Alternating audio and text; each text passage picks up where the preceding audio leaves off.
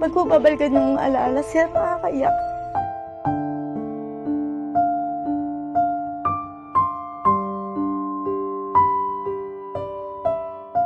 Mga ka-One Heart, mapagpalang buhay po sa ating lahat. Nandito po ulit tayo para magbigay saya, magbigay pag-asa sa ating mga kapwa Pilipino na talaga namang naghihikamos sa kahirapan sa buhay na atin para po ating matulungan kahit papaano. Ayun po, no, nandito po kami uli sa field kung saan po mayroon po tayong isang pamilya nangangalakal po ng basura. Ano po, nasa 3-4 na pamilya po sila sa isang gilid ng kalsada. And ayun po, humingi po ako ng konting tulong. Sila po ay nangangailangan po ng tulong. Kahit magkano po ang inyong ipaabot mula po sa inyong mga puso, at wag lang po kayong mahiya na magbigay mensahe sa aking Facebook page po sa One Heart Explorer. Yun lang po, lagi po natin tatandaan sa John 3:16, mahal po tayo ng Panginoon Diyos. Thank you very much po at God bless po sa ating lahat.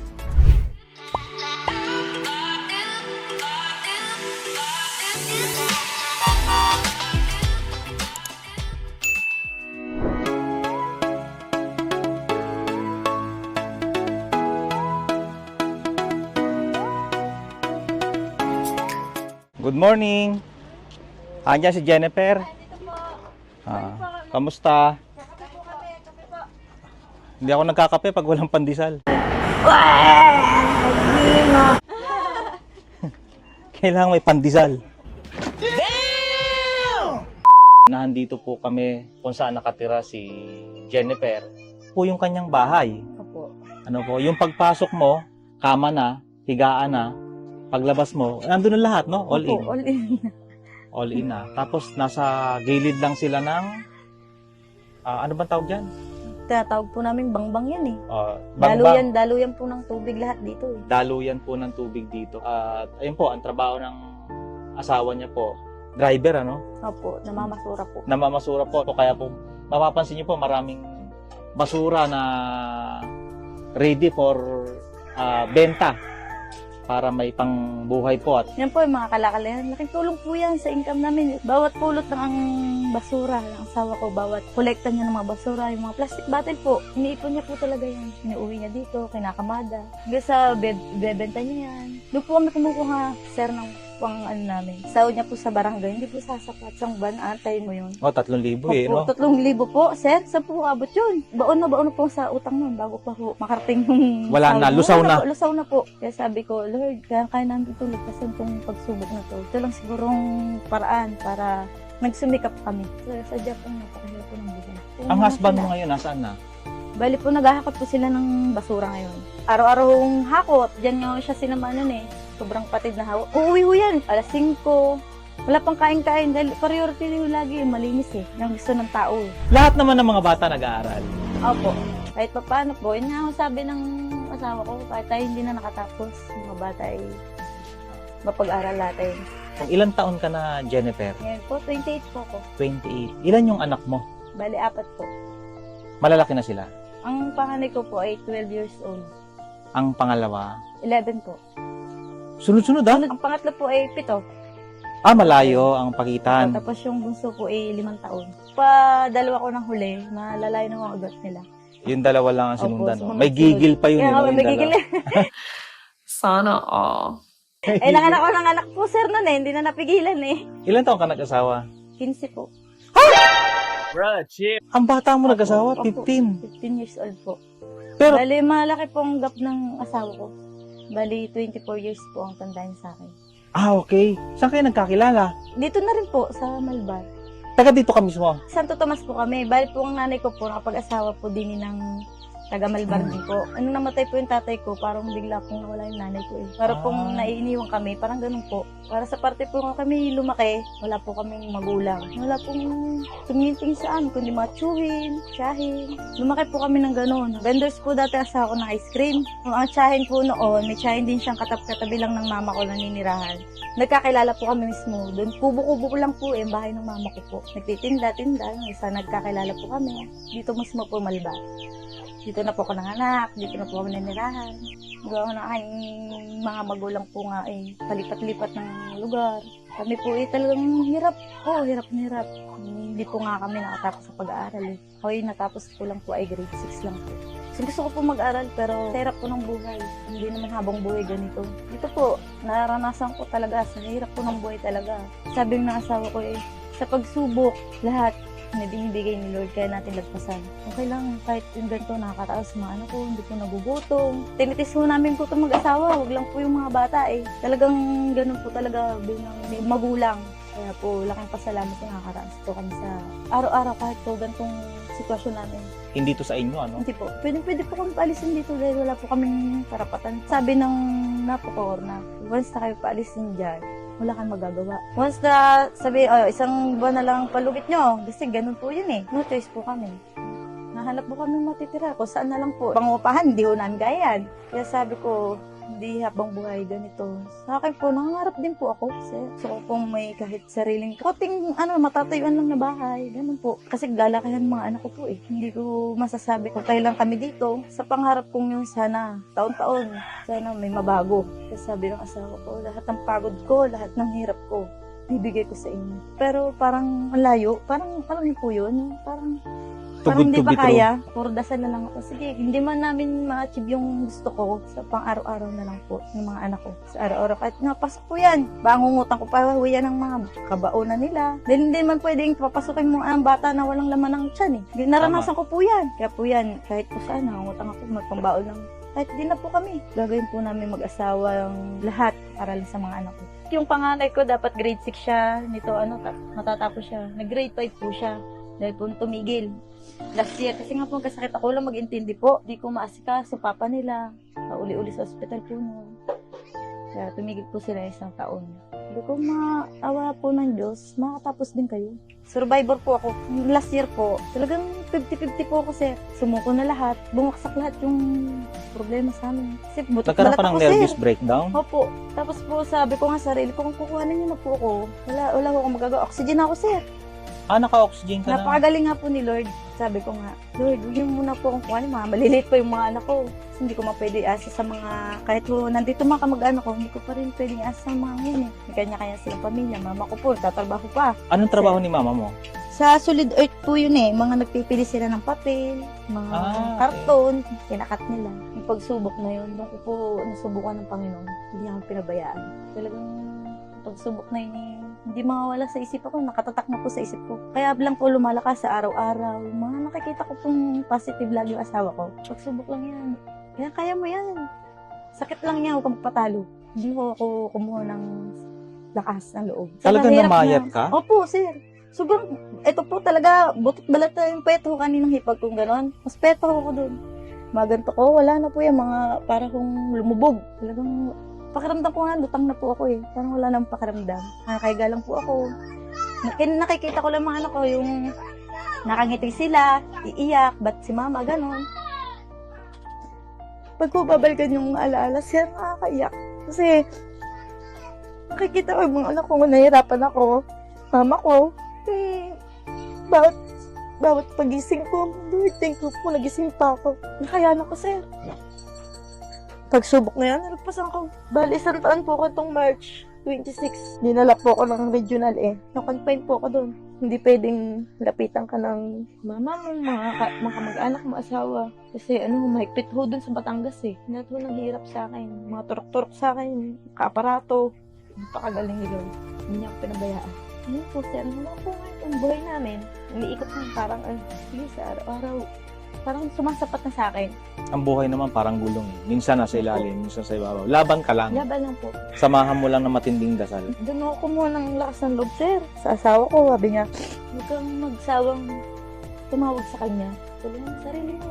Bangunin mo yung sarili mo. Hindi ko yung papatalo sa sakit mo. Kasi ikaw lumakapag ng sarili mo. Napatunayan ko pong tama pala. Hindi man niya ako nadidinig ngayon. Siguro yung dasal ko ngayon, nasa kanya. Pinaabot ko na. Sabi ko sa mga anak ko, gano'ng hirap natin, huwag kang gagawin ng masama. Gano'ng hirap, gano'ng pagod, nakikita, magtiis, kung ano nandyan, huwag kang gagawa ng masama. Dahil yan lang yung mapapatunayan mo sa sarili mo, sir eh. Kasi kung gagawa ka ng masama, yung kakainin mo masama, parang hindi siya tugma sa buhay mo ngayon. Hirap ka na nga, gagawa ka po masama. Sa ngayon, ano yung pinagkakaabalahan mo? Natulong po ako sa pangangalakal. Yun ba po, maglalagay ako ng mga plastic bottles sa bebenta, ganun po. Yes po, dito lang ako sa bahay po. Kasi sabi ho nung kahit porque nagumaling ka, pwedeng bumalik uli yung sakit mo. Kami po talagang masasabi mo talaga pong hirap din sa buhay. Kung bibigyan ka ng pagkakataon, ano yung gusto mong gawin para mas makaaon kayo sa hirap? Gusto ko po sana, sir, na ito nga po, sa lugar namin to, anytime, pwede kang puntahan dito. Palisin kayo. Opo. Gusto ko yung pangarap ko lang po talaga na kahit saan na lang, yung masasabi mong sa'yo, hindi ko yung basta-basta paalisin. 10 taon na po kami dito. Pero sa awa po talaga na yung, hindi po kami napapalis agad-agad. Anytime may pumunta dyan, na maghahanda kayo. Kasi Hindi baka lang anytime, amin po. palisin, Sa gamitin yung gobyerno lupa. Po. Opo, wala po kami magagawa, sir. Pag umuulan, malakas ang ulan, hindi bumabaha. Binaha po kami dito nung Glenda po. Evacuation po kami. Evacuation. Sa barangay po, tsaka sa school. Baha ho dito, lahat ho ng dating ng tubig dito po Dahil bangbang po ito. Mababa, bangbang. Mababa po, tsaka dito sa kabila. Dito ho ang daloy ng tubig. Yung mga bata noon, apak, kulang saplo. Wala ho kami nasalbang mga damit. Kasi Ito'y basa. Mga gamit namin ho, ng mga, Sira. Sira po, lahat. Wala po kami napakinabangan nun. Itong maliit na kubo, Opo. 2 pamilya. Bali po, ito talaga ay akin. May penance yung aking asawa nakuha. Dito niya namin. Opo, kahit sa hirap po ng buhay namin, sige, magsiksikan na tayo dito. Kasi wala rin po ito mapupuntahan po, sir Hindi mo na pwede pabayaan na lang ko sa matutulog. Taga saan sila? Poblasyon po. Bali po, sabi rin ng asawa ko, sigawan natin ng paraan. Alisin natin yung mga upuan, mga gamit. Hindi pa, dyan sila pakwartuhin. Hindi man natin pwede silang pabayaan Ilang taong ka na? 18. Ilang taong ka nag-asawa? 17. Yan yung baby mo. Anong pangalan mo? Ana. Nasaan ang husband mo? Namamasura. Ang bata mo pa rin nag-asawa, 17. Bali, baguhan lang din po sila. Mga ilang buwan, 2 months din po na sila dito sa akin. Ah, Ay, oo. Hindi pa nag-aaral yung anak mo. Sige po, tulungan po natin itong mga batang to. At, nako, pag nakita nyo po yung place nila, talaga namang, sabi ko nga po, kung kayo nakakain ng sobra sa 4, 3, 5 sa isang araw, ibig po sabihin, mas sobra yung ibinigay po sa atin ng Panginoon Diyos. Share your blessing. Ano po, sabi nga po natin, di ba? Sharing is love. Ano po, basta, yun, wag lang tayo makakalimot na lagi tayo magdadasal. Manawagan ka kung ano yung gusto mong itulong sa'yo. ako po hihingi din po. Kahit po konting negosyo lang po, sir. Kasi talaga pong malaking bagay po yun. Kung ano pong biyaya po, sir, tatanggapin po namin. 4 ang anak mo, no? Opo. 4 ang anak. Ang bata mo nag-asawa, 15 Opo, years 15 old. years old po. Ngayon, 28 ka na. Opo. So, sa 13 years, no? May 4 ka ng supling. Opo. Ayun po, no? Sa gusto pong mga kababayan ko, mga kapwa ko Pilipino na may mabuting puso, may mabuting kalooban, sa gusto pong, lagi ko pong panawagan, ano po, sa gusto pong mag-sponsor ng vitamins ng mga bata, school supply, alam ko po, no, kailangan ng anak mo yung mga school supply, wag po kayong magdalawang isip na tumulong kung meron po kayong pantulong kahit konti, kahit isang notebook, kahit isang lapis, kahit isang ballpen. Pero kung sama-sama po tayo nagtutulungan, naku po, sa maliit na halaga, sa maliit na bagay, pero napakalaking ginhawa sa buhay, napakasaya ng Panginoon Diyos kung tayo po ay tumutulong sa ating kapwa Pilipino. O Jen, ito, love gift to ni, sponsor to ni Jolly G, si Boss Jonathan Lat Angeles. Pagdamutan mo na, ha? Malaking bagay na po ito, sir. Tsaka tong grocery Salamat po. and vitamins. Vitamins from Chantal. From Chantal po ito. Chantal Direct Sales, sponsor po niya. Sabon, mga vitamins, tsaka sabon. Ano po ito? Sabon. Opo. Yan. Thank you po, sir. Tapos, may bigay din ng Crown Dynamic. Wait for it. Here it comes. Almost there. Naku, baka dumami pa anak mo kasi pampatibay yan sa mga lalaki. Sir, Yeah, boy. Tapos, ito may grocery pa rin. At ito, sa mga bata, ha? Babasahin po. Ang ano ito, kulayan mo ako ng mas masaya. Ito yung pangkulay niyan. Ang nag-sponsor naman yan, itong pangkulay natin, si brother Joseph Rivera. Thank you po. Bibigyan mo ito sa mga bata, ha? Kulay. Tapos ito, babasahin to, ha? Ang sulat ni Apostol Pablo sa mga taga-Roma. Tapos bigyan kita ng Bible, ha? Po, sir. Basahin mo sa John 3:16. Marami to. Tapos, chocolate. Wow, ha? sir. Yan. Salamat po, sir. Ito, mga grocery to, tsaka vitamins, ha? Thank you po. Maraming po Sponsor sa ng inyo, From sir. Dynamic. Malaking bagay na po sa amin po, sir. Basta, ayan, yung mga bata, huwag pababayaan, ha? Opo. Tapos lagi magdadasal, Opo. Lagi po. ha? Basta lagi mo, wag ka lang mawawalan lagi ng pag-asa na mahal tayo ng Diyos. Opo. Lagi mong babasahin yung John 3:16. Ano, Jen, ha? Po, thank you po, sir. Ay, meron Thank you po, akong sir. konting cash. Ito lang muna yung nakayanan ko. Sir. Pagdamutan mo na, ha, para sa mga bata, ha? Malaking tulong po to, sir. Sa mga bata po. Wala na po akong masabi sa inyo. Kayo po talaga ay instrumento ni Lord na mahirap. Thank you po talaga. Kayo ay ngayon lang po namin nakilala, sir.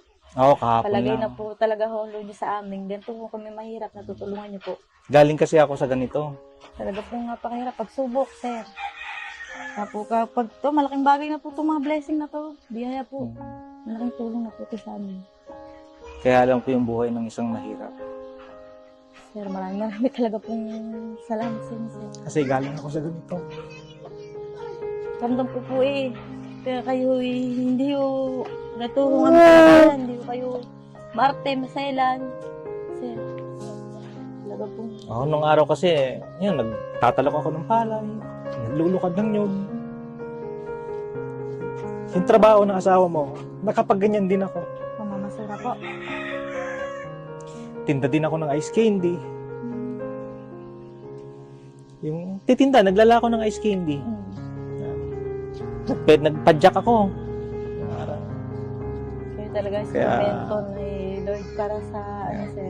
Sabi ko sa Naranasan Panginoon niyo pa Diyos, po. pag binago niya ang buhay ko, ibabalik ko din sa tao. Laban lang, magdasal lang Laban lang tayo.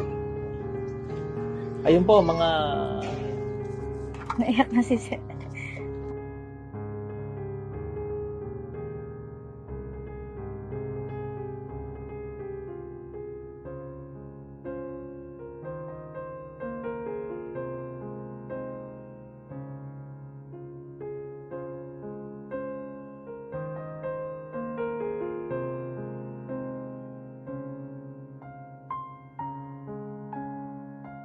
ayun po mga kaibigan, mga kapwa ko Pilipino na ako po mismo personally nagpapakumbaba po sa inyo. Hindi po kayo hirap sa buhay at meron naman po kayong mabuting kalooban at pinagpapala po kayo ng Panginoon Diyos. I-share nyo po yung kahit konti po. Mag-share po tayo. Kung sobra-sobra naman po yung inyong pera, wag po kayong magdalawang isip, mag-message sa Facebook page po natin sa One Heart Explorer. Ano po? Yung hindi naman po makapag-pledge, makapag-sponsor, kahit mag-follow na lang sa page po natin, tsaka mag-subscribe na lang po sa YouTube channel natin sa One Heart Explorer. Hindi ho naman kayo ilalagay sa magandang situation din ng Panginoon Diyos kung wala ho kayong mabuting kalooban. Walang iba pong magtutulungan kung hindi po tayo. So nananawagan po ako na tulungan po natin yung ating mga binablog. Dahil ako po ay hindi pa po monetize. Bago pa lang po kasi ako. Magwa 1 month pa lang po ako. Ano po. May mga sponsor naman po tayo. So mga kapatid, nananawagan po ako uli. Nagpapakumbaba po sa inyo na tulungan po natin yung mga kapwa Pilipino natin na naghihirap. Ano po? Tayo po ang pag-asa nila. lagi po natin tatandaan, the more na po tayo tumutulong, the more po tayo na inaangat ng Panginoon Diyos. Very short lang po yung living natin sa mundong ito. Gawa po tayo ng mabuti sa kapwa po natin. Sa lahat po ng aking supporters, sa akin pong mga followers, salamat po sa inyong mga prayers, salamat po sa inyong mga support, sa mga subscribers ko po sa YouTube. Nagpapakumbaba po ako at nagpapasalamat po sa inyo sa mga dasal niyo po. Magkaisa po tayo at saka po, lagi po tayong magdasal po sa araw-araw.